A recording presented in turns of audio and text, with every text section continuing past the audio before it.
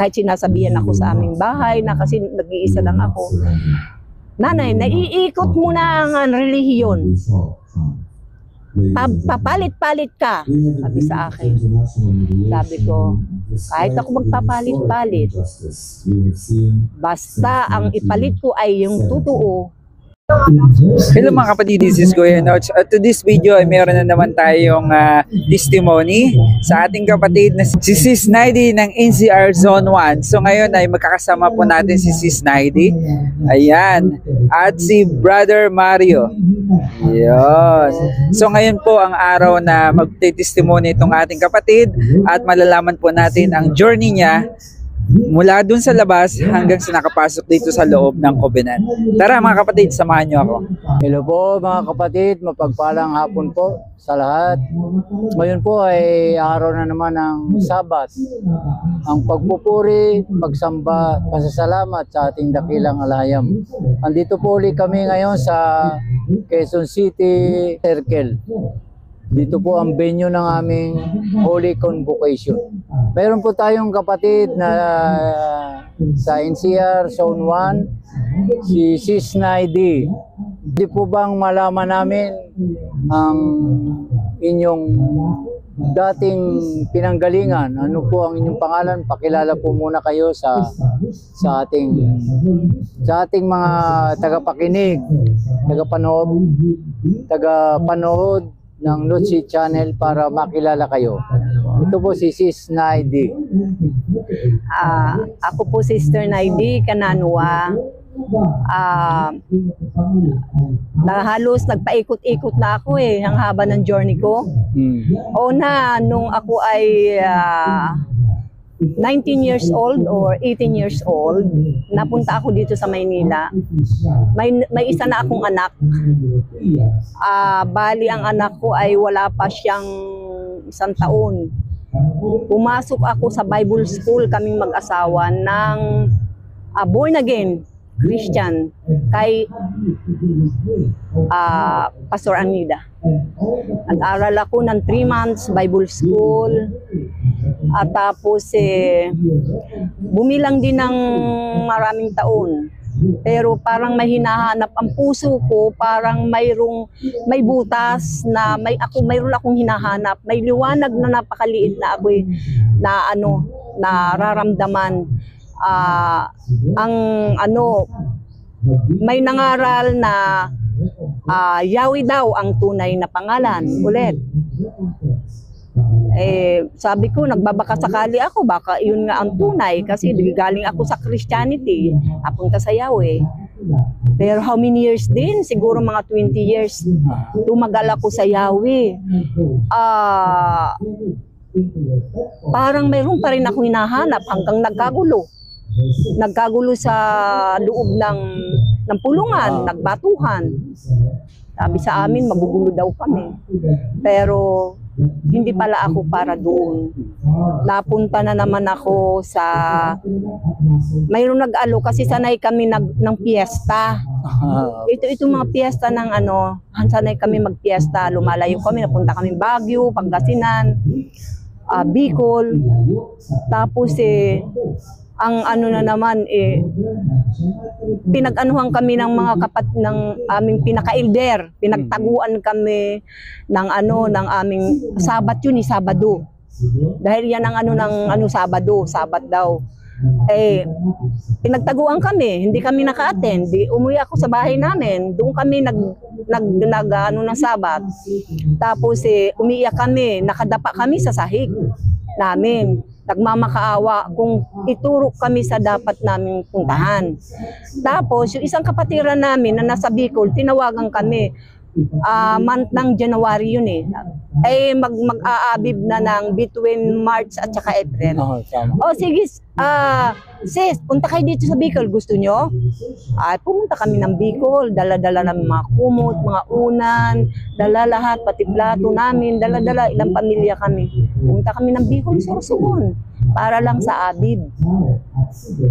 Tapos doong abib na yun, doon ko natagpuan na naman yung pangalan na yun daw yung totoong pangalan na Haya Hawa. haya-hawa. Haya. Haya.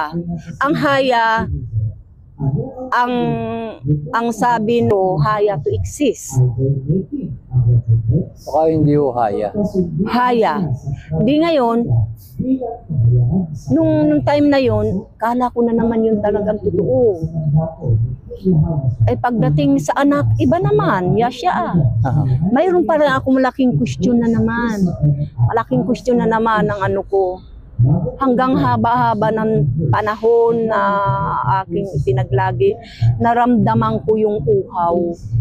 Yung uhaw talaga na hindi ko hindi naman uhaw sa tubig. Kung nauuhaw ka sa natural, iinom ka lang.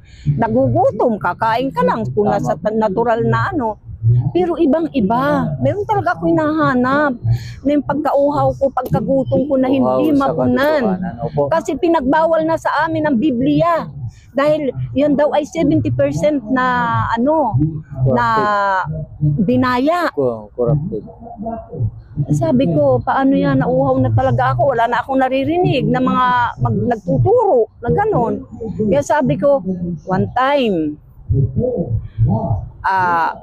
sabi ng isang kasamahan kong ahente sa lupa, kasi ahente nga rin ako ng lupa, sabi niya, Naidi, yung pamangking ko, Hebrew. Nagkaroon ako ng interest. Hebrew eh. Hebrew. Pero hindi ko naman kasamahan dito sa Antipolo. Kasi ang mga nasa Antipolo eh. Nandoon, mayroon kaming haraal doon. Ngayon, sabi ko, pakikuha nga na number niya para masita ko kung talagang tunay yun na Hebrew. Pero kami tinuturuan kami ng Hebrew language, Hebrew alphabet. Alam ko ang Hebrew alphabet. Alam ko sumulat ang Hebrew alphabet. Ngayon, itong kaibigan ko, kinuha number doon sa pamangkin. Ngayon, ibinigay naman sa akin. Tinawagan ko ngayon itong pamangkin. Ang nakasagot sa akin yung si Brother Albert Panya. Yan ang sabi niya, sabi niya, kung nais mo, magtawag nito, mag-observe ka. Tapos ako naman, talagang nararamdaman ko talaga ang pagkauhaw. Pumunta ako, sinama ko yung isang kapatid, ang tawag kasi sa amin sa sister, Aka. Sa Hebrew, Aka. Aka, sasama ka ba? Punta tayo, mag-observe tayo. Kaya sinundo pa kami doon, ng taga dyan sa Sunto yata yun. Tapos pagdating namin dito, siyempre nag-observe kami, tinitignan ko, oy, nagpapausok sila, nagpapausok din tayo. Kaso nga lang, doon lang papausok kapag mag-o-offering na. Kasi nag-o-offering kami ng wine, tapos arena, tapos may arena pinaghalo ng insinso. Yan ang ino-offer namin, papausok, kantahan. Tapos parang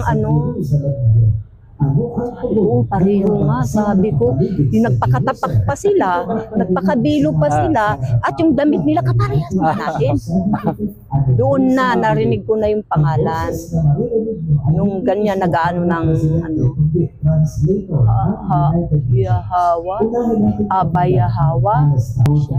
Parang ito na, sabi ko, parang ito na yata nahanap ko eh. Parang ito nang nahanap ko. Basta nung narinig ko yan, tuloy-tuloy na, hindi na ako napigil. Attend na ako kahit nag-iisa lang ako, nag-a-attend talaga ako dito. Hanggang dumating na, how many months lang? April, Mayo, pagdating ng June, nag-decide na ako. Kahit may kapansanan pa ako, kasi nabda pa ako, laki ng bukol ko. Tapos, nasabit pa yung aking paa, namaga din, kaya nahirapan ako maglakad. Tapos ayan, nagpatuloy na ako. Kung kaya ko lang na, pinipilit ko talaga kasi ayaw ko magliban. Kasi ang Sabat kasi nasa 10 utos yan eh. Yan ang pinaninindigan ko, na ang Sabat nasa 10 utos yan. Kinakailangan kung wala lang naman tayong punta tayo doon. Makipag sa mga kapatid. Kaya yan, lalong nadagdagan ang aking kaalaman pagdating sa Biblia, lalo na yung sa Torah ngayon, na yung aking mga naiwan, inaano ko na ito na ang tamang ano. Kahit sinasabihan ako sa aming bahay na kasi nag-iisa lang ako, nanay, naiikot mo na ang relihiyon. Papalit-palit ka, sabi sa akin. Sabi ko, kahit ako magpapalit-palit, basta ang ipalit ko ay yung totoo, masaya ako. Ang nais ko maging kasama kayo. Dahil ang kaligtasan, kanya-kanya. Na kahit nanay niyo ako, hindi ko kayo pwede iligtas kung hindi kayo sasama sa akin. Ako, iisa lang ang dapat natin paglingkuran. Ang Abayahawa. Kaya puno na ako, napuno na ang puso ko. Wala na akong nahanapin pang ibang pangalan kasi nandyan sa John 5:43, naparito ako sa pangalan ng aking ama. Pangalan ng aking ama. Di sabi ka ko, yun na yun. Yun na yun, hinahanap ko. Sabi ko, yan na hinahanap. Kaya, lubos-lubos ako nagpapasalamat na hindi pinagkait sa akin ng aking ama ang hinihiling ko. Heto, natagpuan ko na, kasama ko na kayo. Kaya, ang puso ko ay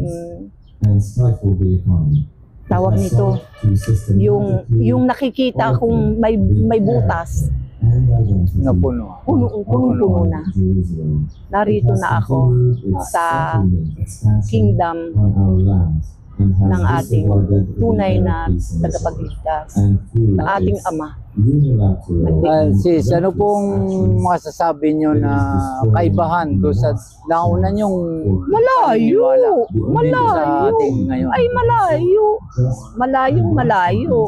Kaya yung paghahanap ko, dito ko natagpuan yung kumplitong-kumplito na talagang sumusunod sa ng utos ng Moises ng ating amang Abraham. Ito nasusunod, diba? Kasi sa ngayong panahon sa ating mga pinanggalingan kung ano-ano lang ginagawa diba? Hindi sinusunod yung mga Hindi kautusan, sinusunod, diba? pinaglilihim. Kaya napakasarap mamuhay ng isang anak ng ating alahayam ng langit at lupa. Doon po ba sa dati yung pinanggalingan, di ba may sabat kayo? Ino-observe din po ba ninyo yung kung anong araw dapat magkaroon ng sabat? No. Ano ng Babylonian? Kung ano ang Sabado, yan ang tinatawag na Sabat. Hindi, diba? Hindi nagbabago. Hindi. Kasi hindi naman sila sumusunod sa buwan. Oh. Diba? Ganon din sa mga Babylonian. Kasi diba? po ako galing ako sa Katoliko, kaya tinatanong ko kasi iba rin yung sa Katoliko, iba rin yung sa mga katulad nyo, Sabado yung ino-observe nyo. Yes. Sa Katoliko kasi Sunday. Oo. San God yung kinano nila, araw, di ba? So, ano po bang masasabi nyo sa inyong mga nalaman na natuklasan ng mga katotohanan? Anong magiging na-inspire na salita nyo para doon sa mga nasa labas pa na wala sa katotohanan? Ano pong masasabi nyo sa kanila na inspiring words ninyo para mahikayat natin sila na maghanap din sa katotohanan? Yes po. Sa mga nasa labas pa, yung aking mga pinanggalingan, katulad ng mga Yahweh believer, dito sa mga tinatawag na Hebrew, ang masasabi ko lang, huwag nyo sarado ang puso nyo. Maghanap kayo. Kasi, ang sabi ng ating hanapin mo, pumatok ka at ikay pagbubuksan. Ganun din po ang ginawa ko. Pumatok ako. Talagang napagbuksan ako. Kasi maling-mali yung sinasabi na kung saan ka nagising, doon ka mamamatay. Maling-mali po yun. Eh, siguro naman, hindi naman, tayo ay binigyan ng kanya-kanyang isip. Kasi mayroon tayong, may tinatawag na mga chosen people eh. Di ba? Di po ba? Opo. Sino po ba yung mga chosen people na yon? Di po ba? Kaya, kinakailangan tayo maghanap tayo para sa ating kaligtasan ng ating spiritual na buhay. Kasi hindi lahat na nagsasabi kami ay tama, kami ay totoo. Pag hindi mo na ipamuhay kung ano ang kautusan, wala. Mabibigo ka lang. Mabibigo ka lang. Kaya wag tayong magsara ng ating pinto ng ating puso, ng isip natin. Kasi ako, ginawa ko ganun eh. Kasi ang hinahanap ko yung tunay Opo. na makapagliligtas sa aking kaluluwa. Pinaka-importante yun kasi may tinatawag na second coming, di ba? Sabi naman born again, mayroong rapture na sinasabi. Pero hindi nila alam. Wala naman talagang rapture, di ba? Kaya, sa mga nandyan sa labas, mag-isip-isip na kayo, malapit na ang pagbabalik ng ating Misaya. O ba? Opo. Kaya, mag-ano tayo, luwagan mo natin ang ating puso't isip. Hanapin natin ang tunay na makapagliligtas sa atin mga kaluluwa. Ang ating mga pamilya, nais man natin na anuin sila, pero ang kaligtasan kay kanya-kanya. Opo. Di po ba? Yan yung po masasabi ko. Ako'y very happy na. Napakaganda ng inyong patotoo. Talagang Nagpaikot-ikot, ano po? napakaganda. Sa paghahanap nyo talaga na nauhaw kayo sa katotohanan, di po ba? Sa salita na makakapagbigay sa inyo ng kabuuan ng inyong sarili kung paano tayo dapat pumaroon sa Kanya. Paano natin siya hanapin? Yun, napakaganda ng inyong patotoo. Na ako'y talagang naghanap, nagugutom ako, hindi sa kanin, hindi sa tubig. Hindi sa pagkain. Ano po? Iba talaga. Iba yung hinahanap natin eh. Yes, oo. Dito na ako, nabusog ako dito. Nabusog ako lalong-lalo. Gusto ko kaya ako kahit malayo ako pagdating sa nais ko talaga na lagi makakapag-bow down. Opo. Kasi pag hindi ako nakakapag-bow down, parang kulang. Opo. Parang dry na dry ang pakiramdam ko. Opo. Napakasarap pag nagbabow down. Napakasarap pakiramdam. Kumbaga sa talagang nasumpungan natin, yung talagang magkaroon tayo ng peace of mind, Yes. di ba? Yung pang-araw-araw natin, yung nasa sanlibutan, wala tayong pakialam na sa sanlibutan, di ba? Parang sa akin, hindi tayo ukol dito. Kumbaga sa ibang mundo tayo eh. Hindi ka na maligaya sa nasa sanlibutan ka. Dahil mga gawain na sanlibutan, hindi na tayo masaya dun eh. Tayo pare-pareho ang ating diwa, ang damdamin natin. Pareho tayo nagkakaisa na magkausap lang tayo, yung mga hindi tayo, ngayon lang tayo nagkakilala, Pero ang damdamin, Yes. ang puso, ang pakikipag-isang diwa natin, parang matagal na tayo magkakilala. Sa aba. Tama. Napakaganda po niyan kasi sa akin, kung paano ako binipersecute sa aming pamilya, siguro talagang ito rin isa sa nagpapatatag sa akin. Yes, oo. Na talagang ang ama lang nandoon ang aking katahimikan sa kanya. Kahit ang asawa ko, hindi sa akin hindi siya pumipigil sa akin. Wala sa mga anak ko, walang pumipigil sa akin. Kasi ang katuwiran ko sa kanila, bakit? Ikaw ba magliligtas sa akin? Tama po yan. Hindi ka, kahit asawa pa kita, hindi ka makapagliligtas sa akin. May kanya-kanya tayo. Kaya hindi siya sa akin nagpipigil. Saan man ako pumunta, na basta sa paglilingkod. Wala siya sa akin, Opo. hindi siya sa akin humahadlang. Kaya ang sabi ko, hindi tayo magkakasundo pag ako'y hinadlangan nyo sa paglilingkod. Tama po. Dahil ito lang ang kaligayahan ko. Sabi ko Opo, sa kanya, tama ito lang po yun. kaligayahan ko, Tama ang po yun. paglilingkod. Sa edad po nating ito, Yes. di ba, nasa stage na tayo na kumbaga saan, Nasa takip silim na malapit tayo. na tayong humarap sa kanya. Yes, oo. Kaya ako, nalulungkot ako doon sa mga lumalabas. Ano po? Na para bang napakahina ng pananalig nila sa Aba. Bakit sa tao ba sila nakipagtipan? Yes, oo. Di ba sa Aba? Aba. Bakit mo inalis yung inyong tipanan? Bakit yung vows ninyo winilang halaga mo? Nasaan po yung ating pakikipagtipan sa kanya? Kaya talaga po, ako, yung iba kakilala ko, yung iba talagang kaibigan dito. Pero nalulungkot ako sa kanila. Talaga po.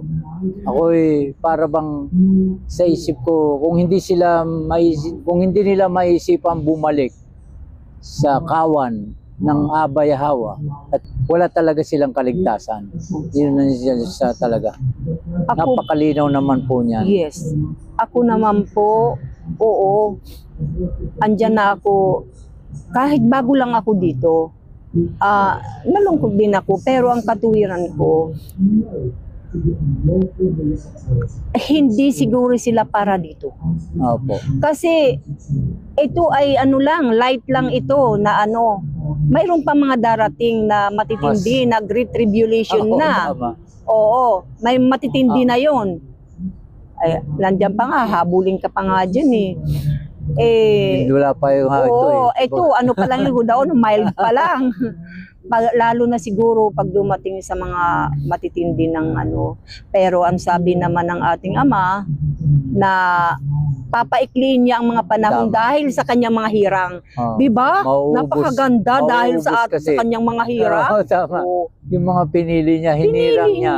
oo. Kasi yung talagang kahirapan na yon, hindi pa nararanasan ng tao. Kailanman di pa Hindi daw. pa. Kaya yun, pag dumating yun, talagang wala akong maliligtas. Yes. Pag hindi talagang dumating. Di ba? Tsaka Yun. ang sabi pa nga, kahit daw nakaugat na, mabubunot pa. Di ba? Mabigat Ganun talaga. katindi, di ba? Kaya hindi tayo parang masakit man, pero wala kang panghinayangan.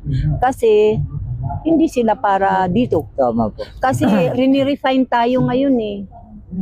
Inaano tayo, talagang kung daw ano, aalisin niya yung mga suwael, Opo. kung daw damo, bubunutin. Bubunod. Hindi talaga sila trigo. Yes, oo. Damo pala sila. Panirang damo. Yun lang po. Napakaganda niyang ating. So, yun lang siguro.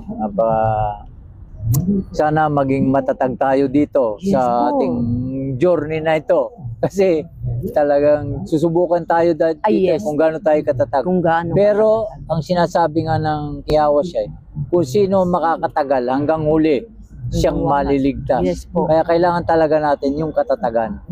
Doon lang po. Mahigpit talaga dapat nating panghawakan. Hawakan Kasi natin. ang lagi kong iniisip, yung sinasabi na kahit nakaugat na, matibay na, nabubunot pa. Talagang Di ba? grabe ang gagawain ng Tribulation kalaban. to. Di po ba? Nga po. Kaya siguro yung maging matatag, maging matibay ang paninindigan mo. Kasi darating talaga ang ano na yun, yung mga maninila, Opo. silaing ka talaga. Kaya ako itong nangyari sa amin sa Zone 1, pinuntahan din ako sa ano namin. Oo, maagang-maaga. Talagang Sabi, sis, paalmusal naman dyan. Sige, punta kayo dito, Brad, punta. Tapos pagdating doon, pinalmusal ko sila, pero hindi sila naka-entra. Hindi sila sa akin naka-entra. Siguro nag-aalangan din sila dahil kung iisipin na itong matandang ito, siguro medyo ano na ito may tahid na ito Pag sa naalangan silang magsabi sa inyo. Nag-alangan sa akin. Dahil Kasi- siguro, sabihin, itong matandang ito, tumibay na ito dito sa pag-iikot Kasi kami dito sa aking pinanggalingan, tinuturuan kami ng mga Hebrew words. Oo. Tapos alpabito ng Hebrew. Maganda o yan. Modern at saka palyo. Maganda. Kaya mayroon kaming nakakasulat din ako ng alpabito ng May pangalan ako. Ang pangalan ko sa Hebrew, sa Hebrea, Chadaka. Tsada. Means tawag nito righteous. Tingnan nyo ang alpabeto nila, naka-default sa A. Di po ba? Pansinin nyo. Naka-default sa A ang alphabet ng Hebrew. Kaya madaling mabasa ang... Oo. Ang A sa palyo ganun. Kaya ang pangalan ng ating Ama, madali mong mabasa kung alam mo ang salitang Hebrew. Yes. Yun, kaya yung iba, hindi nila mabasa kasi nga hindi nila alam yung Hebrew. Pero kung alam nila talaga yung Hebrew alphabet, parang baybayin, di ba? Madaling mababasa. Wala, hindi sila pinagkalooban ng kaalaman, di ba? Diya sabi nga na ang kaharian ng langit, ang kaalaman sa kaharian ng langit ay binigay na, pero hindi sa kanila. Ibig sabihin, sa pinili lang ibinigay. May choosing ang kaalaman. kasi. Kaya napakapalad po natin, Yun na nga. sis. Napakapalad natin. Bibless sa inyo. Million pero tayo, pinalad tayo na maging isa tayo sa mga pinili, tinawag at pinili. Yun, napakahalaga. Talagang wala akong alinlangan sa Aba. Talaga, wala. Kaya siguro kung sasabihin nila yung lalapit sila para malabo, hindi mangyayari. Kung ang pamilya ko, grabe ang persecution sa akin, hindi ako umaalis ay sila pa, hindi ko sila kilala, di ba? Talagang yun ang aking, pinatitibay ako ng Aba. Yes po. Sa aking nararanasan sa ngayon. Yun ang aking analyze sa mga nangyayari. Kaya hanggat hindi pa kinukuha yung family ko ng makapasok, siguro inihahanda talaga sila ng Aba na matatag na ako para pag dumating yung panahon na papasok na sila, talagang masatisfy ko yung kanilang pagnanasa at yung kanilang kagustuhan kung bakit sila pumasok sa Covenant. Tayong mga magulang, kasi tayong tinitignan din nila nag-aano sila kung talagang tama nga itong pinaglilingkuran ng aking magulang. Doon sa sa ating pagiging ugali, dapat kung ano ang mali, kung ang tama. Ganyan ang natutunan ko. Sa mga anak ko, sinasabi ng mga anak ko na, yan, si nanay, naku, pag mali ka, hindi ka kakampihan.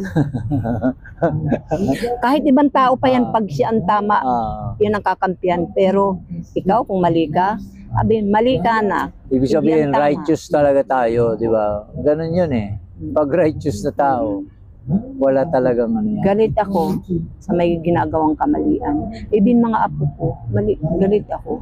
Sa mga anak ko, galit ako. Pero, siyempre, wala rin naman tayong magagawa. Dahil kung hindi naman din sila susunod sa atin, anong magagawa natin? Hindi panalangin na lang natin sila. Na mabagong ka ng kaisipan. Di po ba? Gano'n na nga lang Panay-panalangin na lang sa kanila para magising din sila. Magising. At isang araw, siguro ihipuin din silang Ng aba. Para magising. Sis, ilang taon na ako kayo ngayon? Magsi-67 ako nitong May 8. 67? Yes po. Bata pa pala kayo sa akin. Magsi-67 na ako. 1957.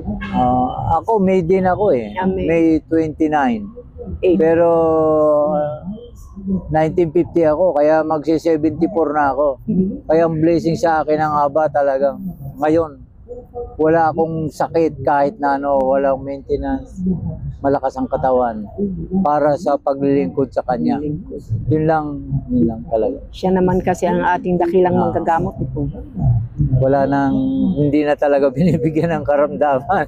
Pag siguro ganito na ang edad, ewan ko kung abutin pa natin yung edad na 120 yung tinakda. Di ba? Yun yung sinabi niya di ba? Pakaganda. Ayun na nga mga kapatid, napos na naman mga ating testimony kasama si Sis Naidi. Ayan. At nalaman nyo naman na grabe din pala ang pinagdaan nito ng ating kapatid na ito. Ang dami rin pala niyang pinagdaanan, no? At dito niya lang nakita, dito lang napunan, dito sa Covenant Keepers. Grabe, talagang iba dito, talagang mabubusog ka dito at mapupuno ang iyong diwa ng mga aral na tunay, mga dalisay na aral na mababasa mo sa Torah and Covenant. So sa mga kapatid dyan na nais pumasok sa loob ng Covenant, i-click nyo lamang po ang link ng Joshua dyan sa description box. Ayan, so mag-ingat po tayo mga kapatid sa pag-click ng link ng Joshua at dito lamang po yan sa Nacho Channel ang nagbibigay ng legit na link ng Joshua sa Nacho Channel, Shemite Digital TV Worldwide at sa Himig Libita. Yan lang po yung mga channel na legit na nagbibigay ng link ng Joshua para makapasok po kayo dito sa loob ng Covenant. Baka meron pa po kayo babatiin, Nanay Zenaida? Ayan, batiin nyo na po. Binabati ko po ang mga kapatiran sa kung saan man dako sa Sunuan, mga dito sa saan man dako ng mundo. Binabati ko ang mga kapatid. Sa mga kapatid na saan man dako ng mundo, Happy Holy Sabbath sa inyo, sa lahat. At manatili tayo maging matatag sa ating pakikipagtipan sa dakilang Abayhawa. Dahil dito lang po ang ating kaligtasan, wala nang iba. Wala nang ibang katuruan na masihigit pa rito. Wala na. Yun lang mga kapatid. Alalwaya, alahayam, yada. At binabati rin po namin ang aming mga kahanim at sa lahat ng citizen of the Heavenly Kingdom. Binabati po namin kayo ng Holy Sabbath at maraming salamat mga kapatid sa pagsubaybay dito sa Shemite Digital TV Worldwide at dito sa Nacho Channel. Maraming salamat po mga kapatid at patuloy nyo pong sumuporta dito sa Nacho Channel sa testimony time ng ating mga kapatid sa pagbahagi ng kanilang buhay dito sa loob ng Covenant. At nakikita naman natin mga kapatid ang mga pagbabago ng mga kapatiran dito sa loob ng makalangit na kaharian. So ayan na po, maraming salamat muli mga kapatid. Be blessed, Shalom. Yada. Yada.